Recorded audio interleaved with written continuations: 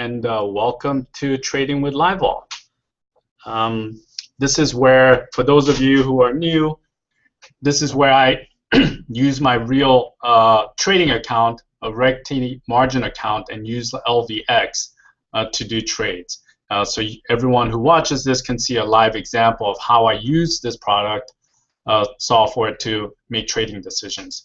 It's currently being used by market makers on the floor of the exchanges, and this is the exact same product that they're using. It's not a watered down version.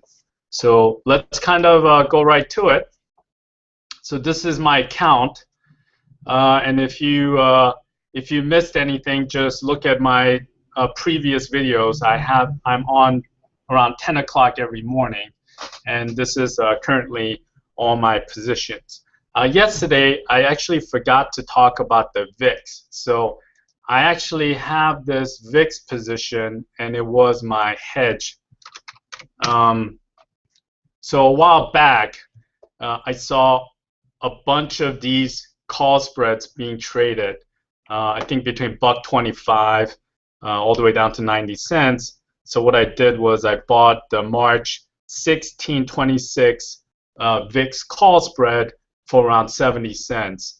And so I was spending $700 to basically hedge maybe my long positions that I have.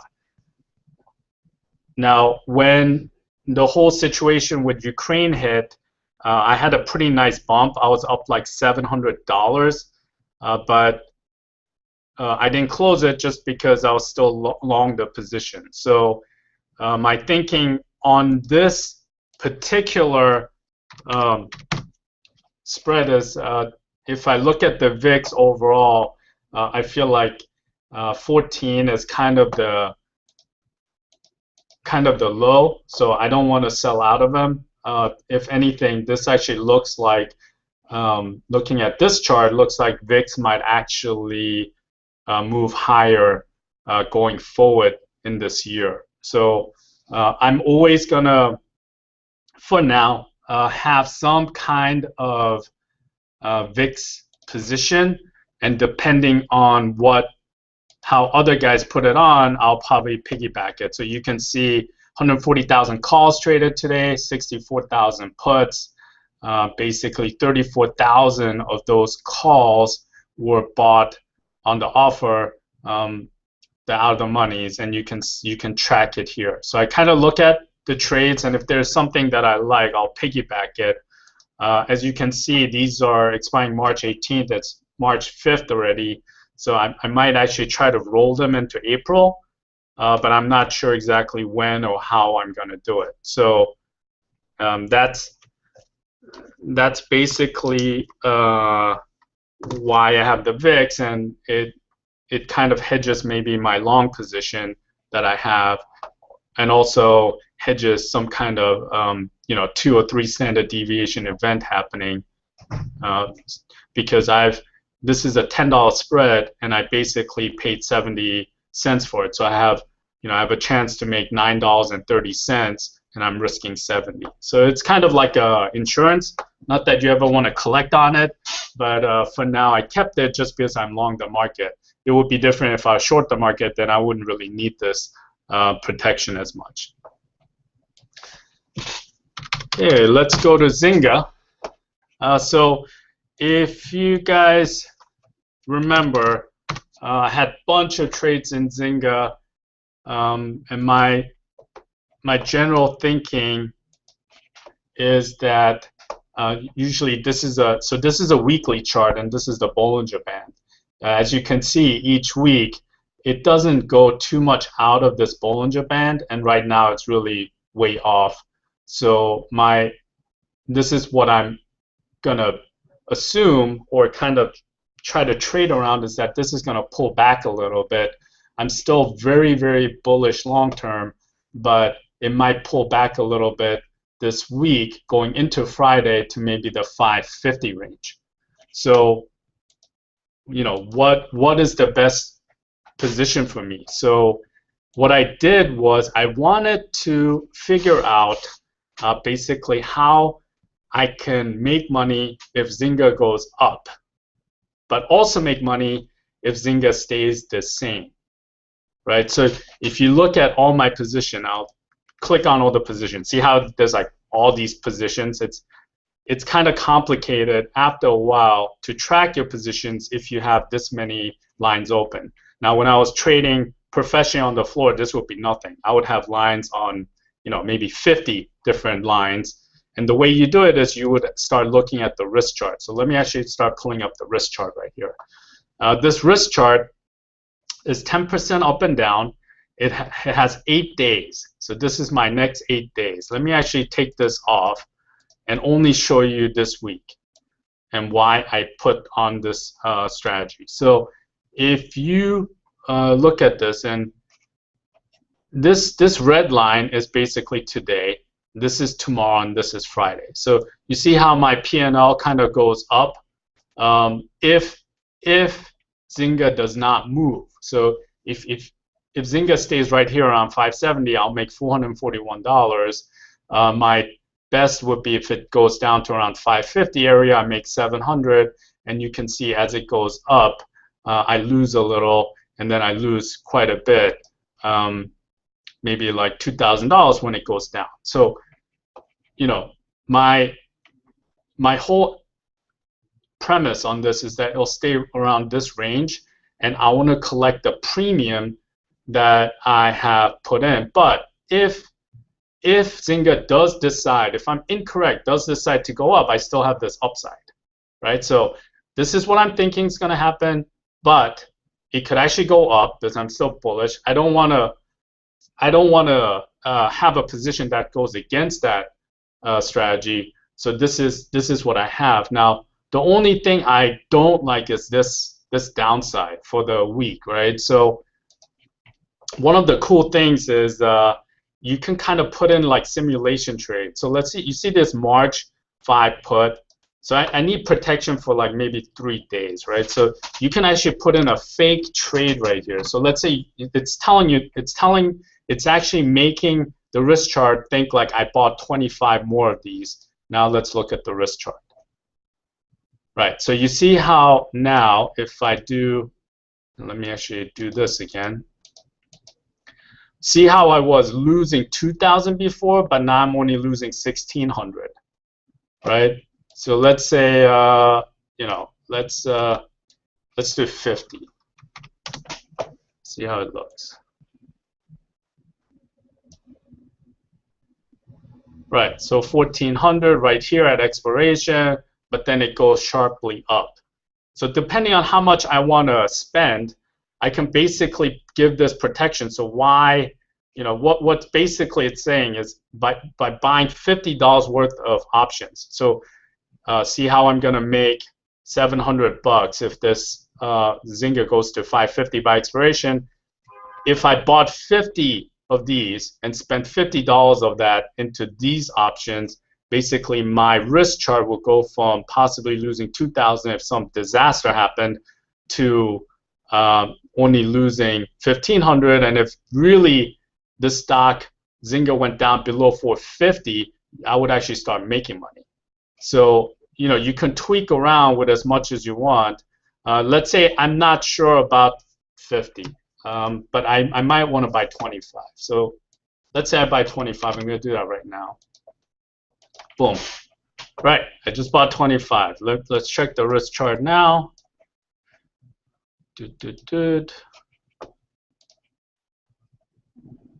Risk chart. Okay, so by looking at the risk chart now, my downside has gotten a lot better because I bought 25. And if I bought another 25, it would look better. So it would depend on how much money you're willing to spend.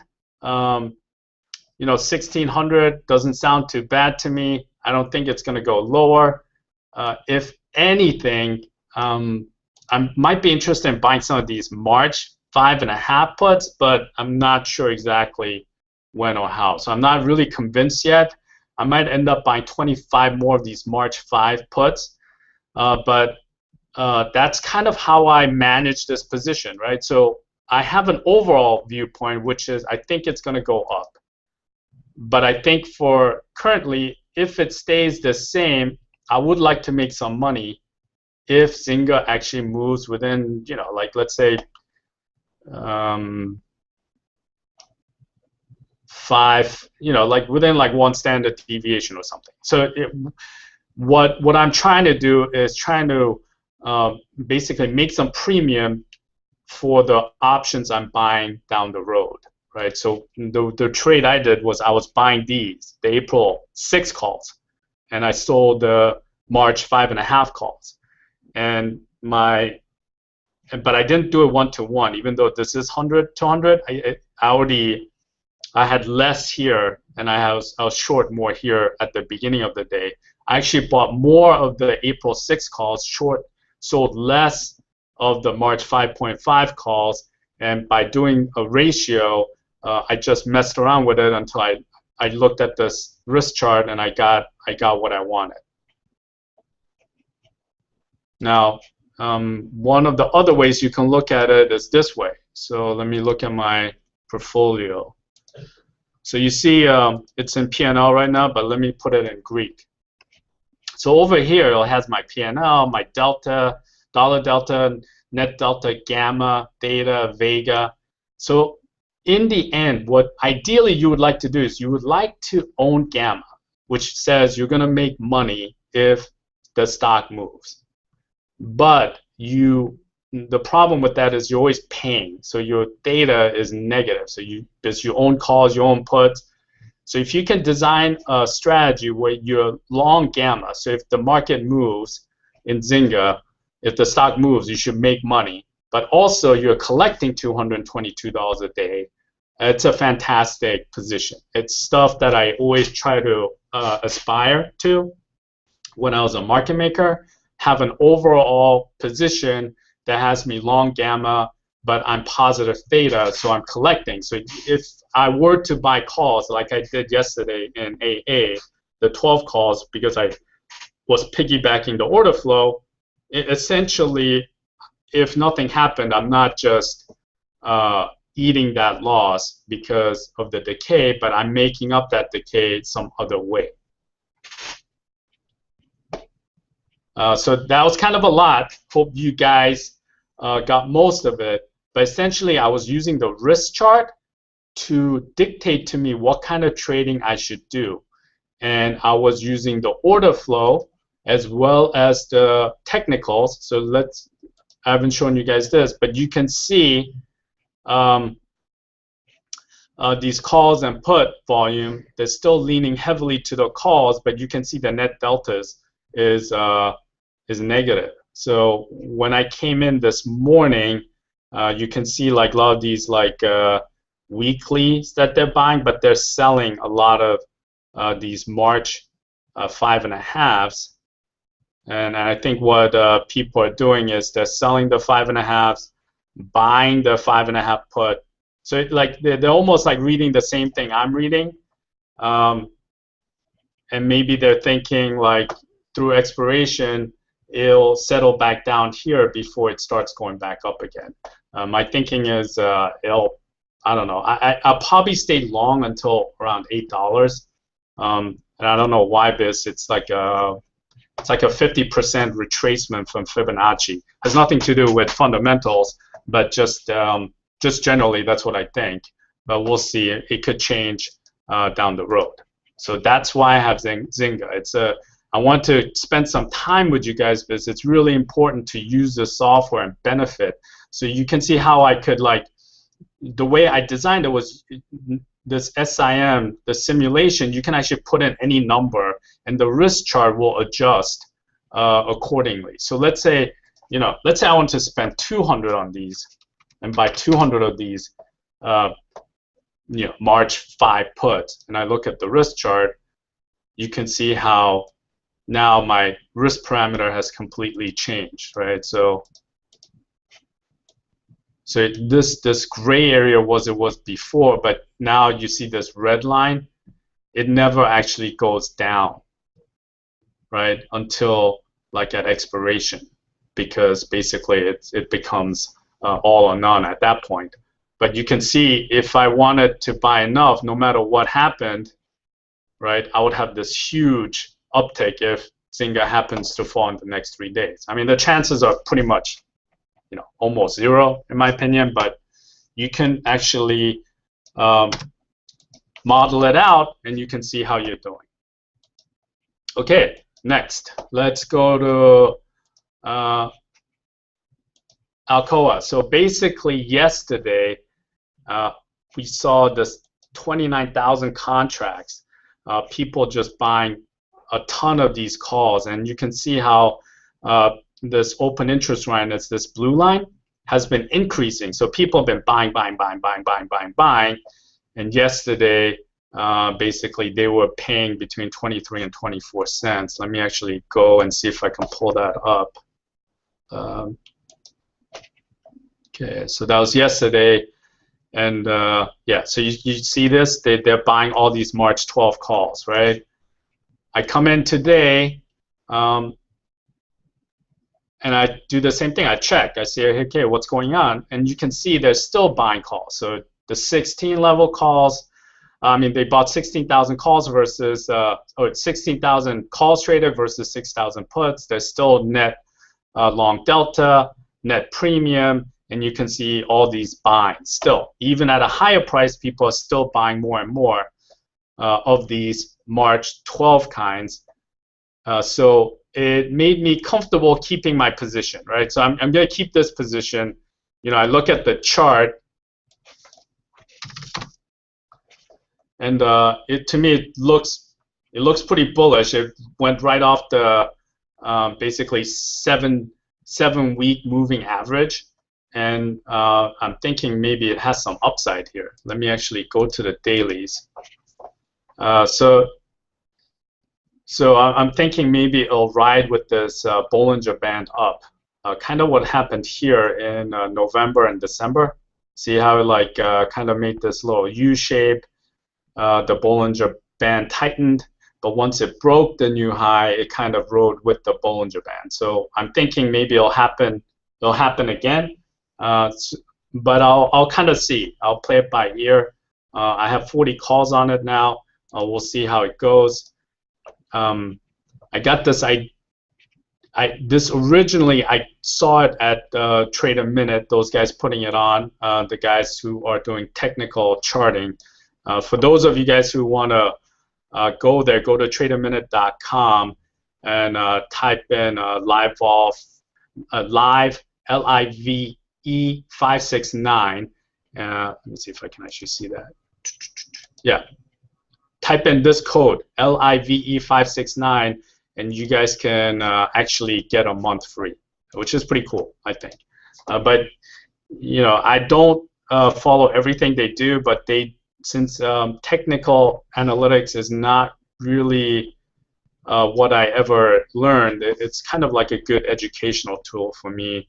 And but I always use the technical and the options order flow to make my decisions. So I didn't have anything on until I saw this call buying yesterday, and looks like today it's continuing. And the fact that the market has been generally flat today, but so let's see, where's the SPX? Yeah, so it's up a point, but looks like Alcoa is doing, it's up 2.5%, which makes me very happy. So I'll keep it. Remember, I kept it because not only the order flow, but when that sell-off happened, it only went down like 13 cents, which made me think that the downside wasn't that high versus the upside. There was another trade I did. I talked about how I ran into this video on Google about Karen, the super trader, and I kind of figured out what she was doing in a general way. So I don't know the specifics. I would say I kind of understood about 70% of what she was doing. I would love to have an hour talking to her exactly what she does, but in the end, she sells 2 puts to 1 call at varying times. And she likes this strategy because basically you have a great percentage chance of winning, but also you're not like directional or something. So I think I did a 1/2.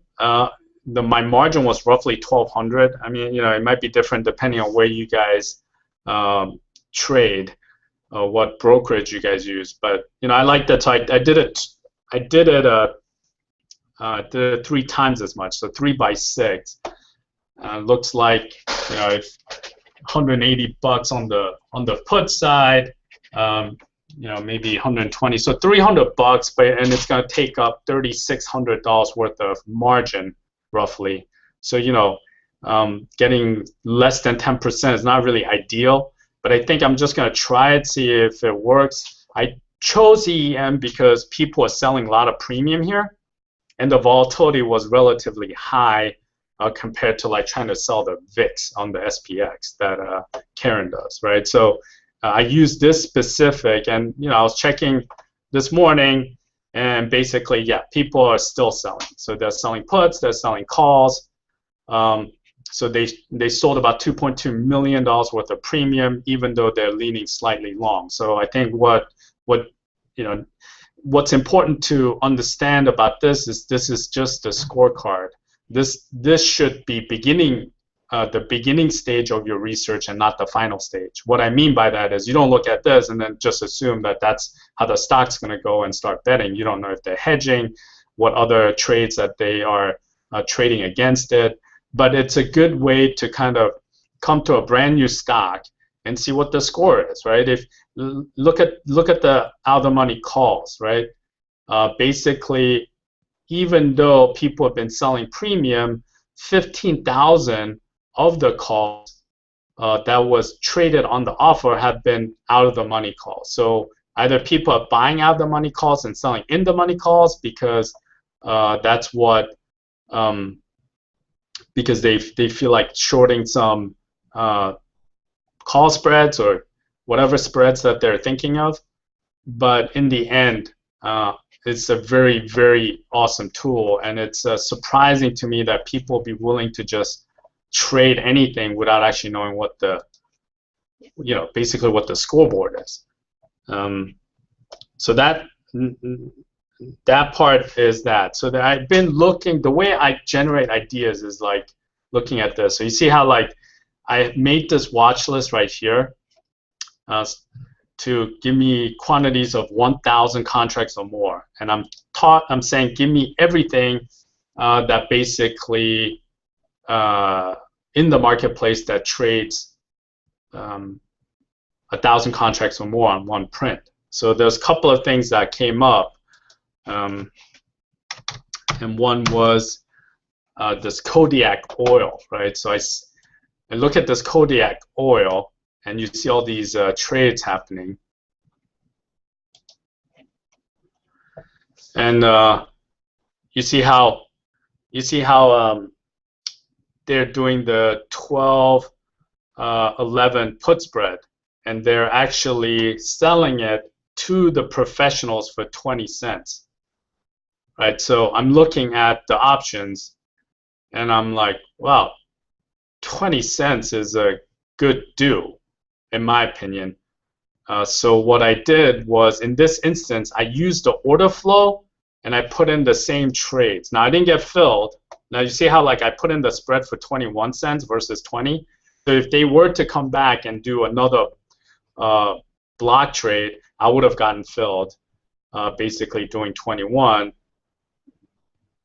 So it's a way of actually trying to get in on a good trade because you know what's happening. Now, I don't really know why this guy is selling this put spread.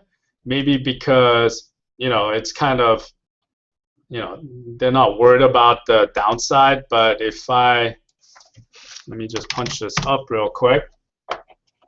If you look at this and you could own the 12-11 put spread for 20 cents, I mean, that's a pretty good do. I mean, I think that's a fantastic do if you can get it. It's one of those trades that if you're a market maker, you would like try to do as much as you can. The reason I would do as much as you can because you can also, like you see the March 22s, you can sell some of these spreads to offset it, right? So you can actually sell this spread and hopefully this thing doesn't go below 12 in the next couple of weeks, and then you'll have this spread for pretty much free. So there's like so much stuff you can do once you own all these, like I call them bullets, but that's one of the things that I looked at. Another thing was Bank of America. So I was seeing tons of trades that I went by, and basically it's been on a semi-tear, and people still seem to be betting on it going higher. And so I'm just curious to see what opportunities they are, but looking at it, I just couldn't find any in terms of like exactly what to do. Like it kind of ran away too much for me to like just start buying calls. So I think I'm just gonna have to wait a little bit, see it settle, and see what happens.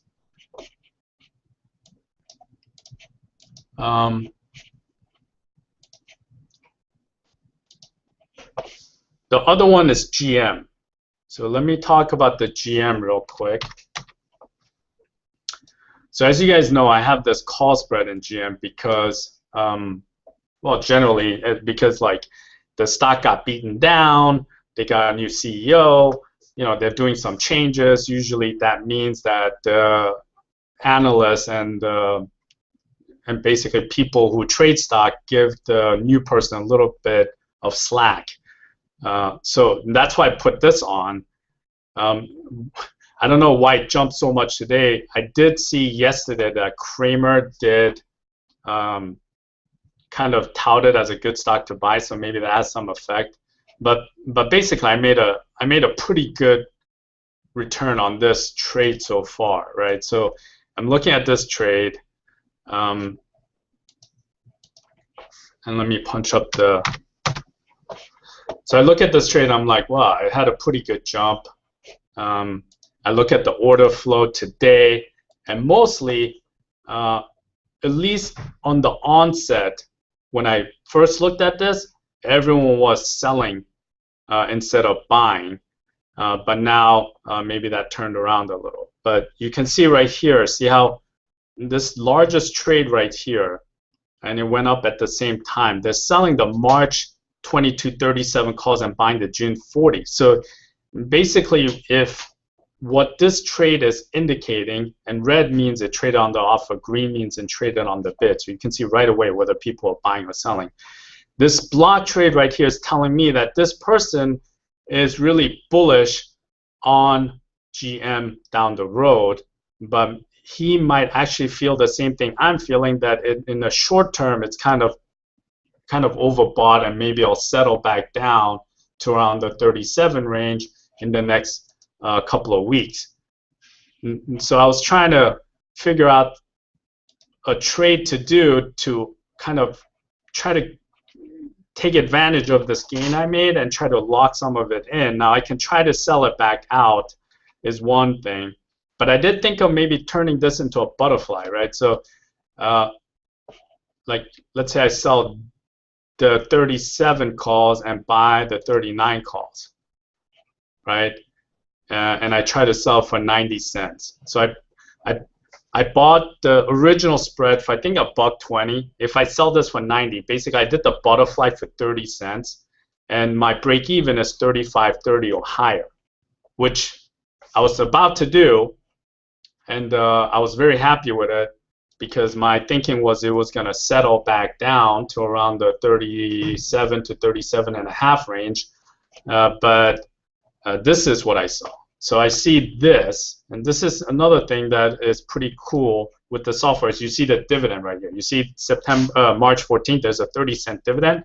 Now, when I was a market maker, this stuff would not even come into any consideration because I would just exercise these, and then it would just be stock, right? And I'll have the exact same risk P&L portfolio, but these would be kind of more stock versus options. And if you see these puts, they're 14-cent bid at 16. So when the time comes on the ex-dividend date, most likely all these calls are going to get exercised, and I should exercise them too. Just technically, it's probably the best thing to do. or if anything, maybe I should just sell out. But as you can see what happens if I bought this, sold this, and sold this, and bought this. I'm not sure because I feel like I'm obligated to exercise and collect my 30 cents. But if I don't exercise, I'm basically going to give up like 15 cents here. And I'm not sure exactly I want to do that. So I'm still kind of not sure exactly what I want to do. I think it's going to settle around 37, but I don't know exactly how to do it right now in terms of putting on the next position. I guess I can put it on and just say, look, I'm going to eat the 15 cents and not exercise, but I would like to not just voluntarily lose 15 cents, 10 times, 150 bucks for no reason, just because I have a Reg T account and I can't exercise these options. So, stay tuned. If I figure it out, or if you guys do have some idea, maybe go to Community and put something in there. So that's it for today. Let me actually see the market today. I think it's still generally flat. Yeah, so the market's pretty flat. I'm pretty happy with my P&L today because it looks like the Alcoa is doing pretty well. And I have the charter because I think it's gonna kind of it had an intermediary bottom, and I have Yahoo and RSX. The RSX is kind of interesting for those of you guys who do not know. So basically, I was piggybacking these put selling. So I sold these puts and I sold these puts because basically somebody came in and started unloading. And when I looked at it, I liked it. So after doing some research, looking at the charts, I see, and let me see if I can make this a little bit bigger. I see that 47,000 on the 21 line was original for 40 cents, and then people start selling these for I think like 60 or something. So I'm gonna keep this for now. I am not 100% comfortable, just because it looks like the stock could easily have another dip down. I mean, it wouldn't even surprise me, but I guess it could go up as well. But in the end, I'm kind of riding with this guy's bet and the fact that the volatility is very high, and I think this IV30 is going to go down to the mid-30 range, and so as long as that's the case, I wouldn't mind selling some juice. So that's RSX right now. So overall, if you look at my account right here, see how I'm leaning long delta. So my dollar delta is about 117,000. It's actually more important than my delta really, because you could be long 10,000 deltas of a $3 stock will be different than being long like 200 deltas of a Google or something. So I use the dollar delta more. I look at I try to have a positive gamma, but that again also you have to kind of filter it depending on what kind of gamma you have, and then I have positive theta. So I feel very good about the rest of the week because if the market stays the same, I should collect this theta, and this should increase over the next 3 days. So I should make money. I'm still leaning long, so if the market goes up, I should make money. And then I have a little buffer if the market goes down by owning the VIX call spread.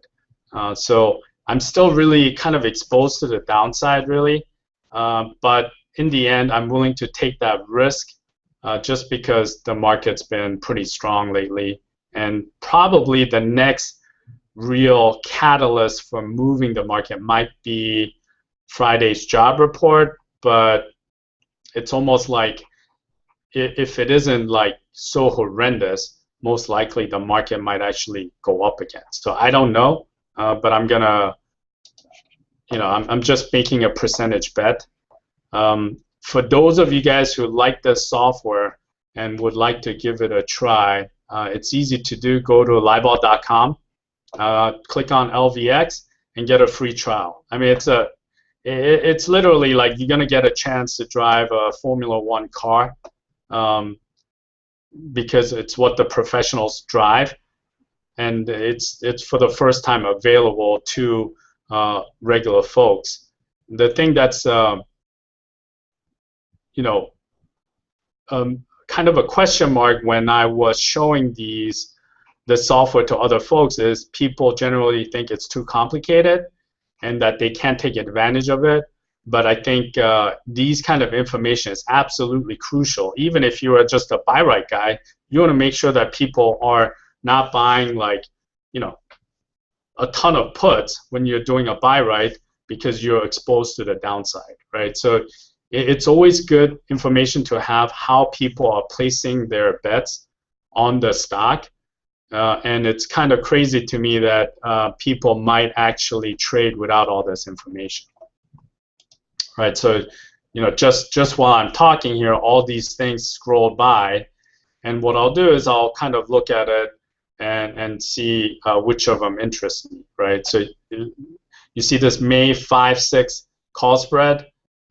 This guy bought the March 5 calls and sold the May 6 calls. So this guy is thinking that ZNGA is going to move within the next couple of weeks, and basically this is going to turn into some kind of buy right? So just from what I'm trading, I can see right away this guy has the same kind of thinking, and it kind of makes me feel good and reinforces what I'm thinking.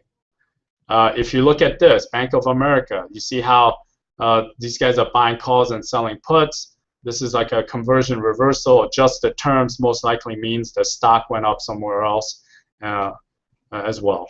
One of the other things I keep close eye on, and it's not only because I'm in finance, it's XLF. So one of the things that I will be looking at into thinking maybe the market has run its course to the upside is if XLF starts showing some weakness, and also the VIX. So if VIX starts going up, even if the market's going up, basically that's like a red flag. So on Friday, before the whole thing in Ukraine hit, I thought it was a little unusual that that the VIX was up, even though the market was up, and literally, you know, on Monday, basically the market went down hard. So VIX is a good indicator, and you should use everything in combination to make your decisions. So I use VIX, I use TLT. And I use XLF right now, but those things always are fluid and they can change over time. So you have to adjust with it. Just remember, your primary goal is to make money, not to stick with some strategy that you're married to. So for me, if you guys want to kind of know what I'm doing, I kind of try to trade to make money. I don't really care what kind of strategy I use, as long as it's designed to make money, and that's kind of where I'm going to. So, you know, there's a lot of rules that I have generally, but I can also change them, and I think you guys will see that as time goes. But in terms of like actually using this product, it's absolutely amazing product, and to me, it's essential to any kind of trading. As you can see how I did all these analysis really quick, right? And it's important to know that you can take advantage of that. So thanks a lot for joining me again today. I'll see you guys tomorrow around 10. Good trading, and see you guys tomorrow.